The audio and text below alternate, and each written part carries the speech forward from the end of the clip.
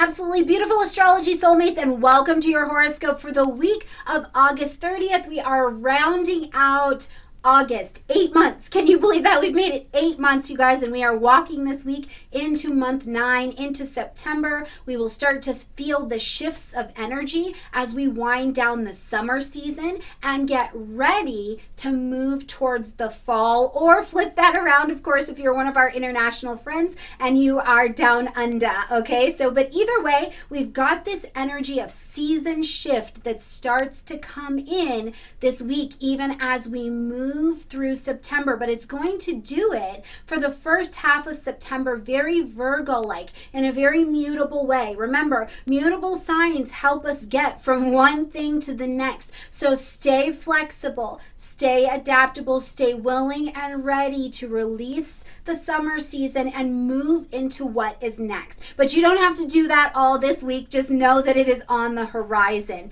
Now, this week in the sky, it's a nice week, I think, in terms of stop go. It's a nice week of stop go, especially in terms of action. So let's get in here and talk about what's going in the sky. Now, first things first, as we come through August and we move to September, right here on the 2nd, we've got Mars hitting this opposition with Neptune, who is retrograde. And also, if you haven't taken the opportunity yet to check out your monthly horoscope, make sure that you check that out. I'll put a card, or you can click into the playlist, okay?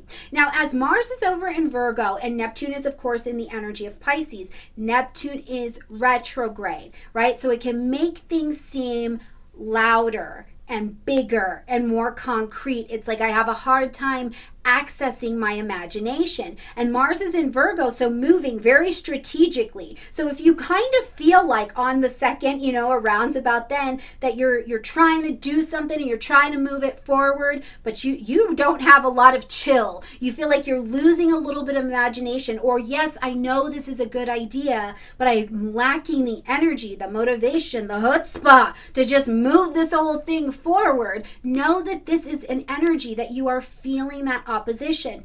With the opposition, Mars is going this way. Let's do it. Let's do this. I've got a plan. I'm organized. And Neptune is over here pulling a different way that says, let's just rethink this. Let's have some ease around this. What are our ideals around this, right? So it can feel like you need to bridge the gap. That is essentially what we need to do with an opposition, is find the spot. Find the space in the middle. Where can you compromise? Maybe you get a couple things, a couple easy but organized things done with Mars in Virgo. But then you also give yourself some time to just take a walk, to look at the work that you've done and see if it meets your current ideals, your current belief, your current level of clarity, right? This is not the day for just balls to the walls, let's get after it. That may not be what you have access to with this particular energy. So it is a day for a little bit of the pump the brakes,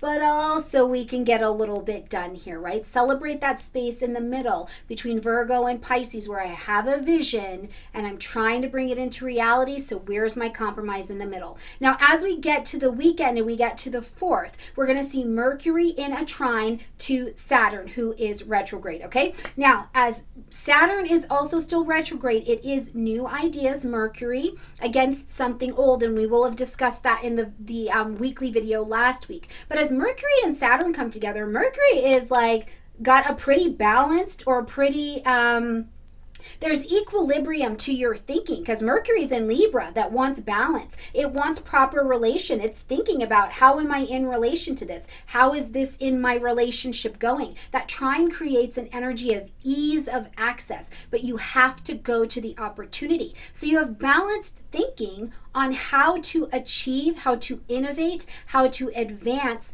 something, right? Wherever the Aquarian energies are in your chart, this creates this ease. Now, it also is a grounded, I love it. I think it is a good, grounded, airy day to have conversation. What's next? Where am I going? What are we doing? Make some decisions together. Oh yeah, we've had this thing on the table for a while. Now how do we move it forward? It's a great day for grounded, equalized thinking in how to innovate something in your life. Now, where I do think it's even better is if you need to come to some kind of agreement, or you need to formally, officially come to some kind of decision, this is a great day to bring that conversation to the table because it's very solidly grounded with Saturn here, okay? Now, as we get to Sunday, we're going to see, we're going to see Venus square up against this Pluto energy, and Pluto is also retrograde. So we've got Venus here in Libra, we've got Pluto here in Capricorn, okay?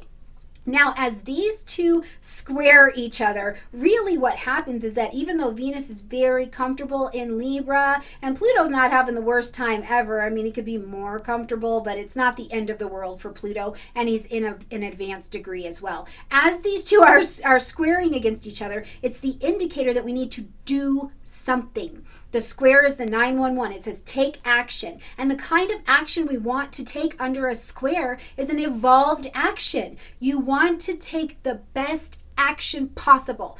That is what a square will offer you. I mean, it will bring the tension to the table. It will absolutely bring tension to the table. But the idea is to take the tension, take the pressure, and challenge yourself to grow under that energy. Now, what can happen because Venus is in Libra? Maybe the challenge shows up with your partner, shows up with your money, shows up with an open enemy. If you've got court things going on, if you have a problem with your coworker, an open enemy is somebody you know you have an issue with. And what happens is they could be putting you in a position that you need to change a structure in your life. They're saying, hey, what you're doing doesn't match what we're doing over here. I can think of a couple examples. Do you have some ideas in your relationship of what makes your household work? And the other outside factor or other person is saying, I don't think that is correct. I don't think that's the right structure. You know, it is back to school time. Are you meeting challenge with this? And you need to have a way to respond. If you're done, you got the grandchildren, you're retired, you're just at the house, what is the structure that's coming into your life relationally that is challenging you to interact with that structure differently? I think that this is really an energy under the square where if you want to successfully navigate it, you have to feel where you're feeling overpowered or over-controlled or over-structured, and then find a Venusian way through it. What's your sweet, harmonious dance to get you out of it or to navigate the relation of that situation? And let me be 1,000% clear that sometimes no is a whole sentence. If there is something in your world where you've got to offer a no, that doesn't work for me. No, I don't believe in that. No, I don't think that's how I want to participate in society. That is the whole answer. But I can tell you what also comes with the evolved action of a square, my friend, is Pluto. Fear. I'm afraid of how this is gonna go, and you sit nice, safe, neutral, and protected in the seat of the universe. Truth will set you free, and the universe never leaves a hole. I want to just offer you that this week to consider as you're making your decisions. So even if you're having the best time ever in life, which my dog is, and you're afraid that it's going to get different, you're afraid to surrender something because what if that changes everything? You sit safe, protected, and neutral in the lap of the universe, protected, okay? All right, my beautiful friends, I just have a feeling Amazon's going to come around, the dog is going to go crazy, so it's time to wrap it up. But I hope you have an absolutely beautiful week. I look forward to seeing what's happening for you. What are you having? What's manifesting for you?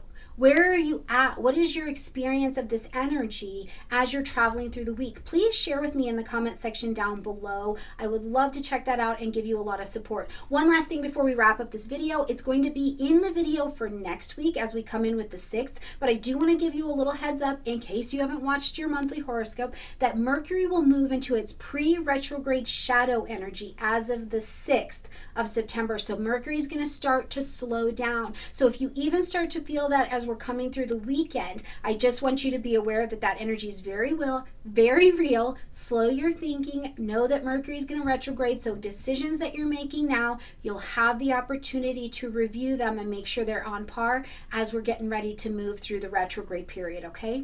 All right, my beautiful friends, like this video, comment, share, subscribe, tap dance. I mean, whatever you need to do this week that keeps us in community interacting and you feeling supported.